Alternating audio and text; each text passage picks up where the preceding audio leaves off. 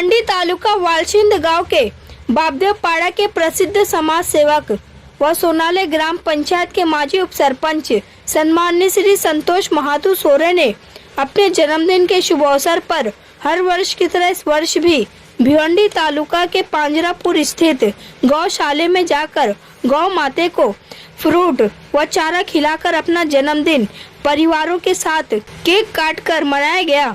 इस अवसर पर अनेकों मान्यवरों ने उपस्थित होकर सम्माननीय श्री संतोष महातू सोरे को जन्मदिन की शुभकामनाएं दी तथा लंबी उम्र की कामना की।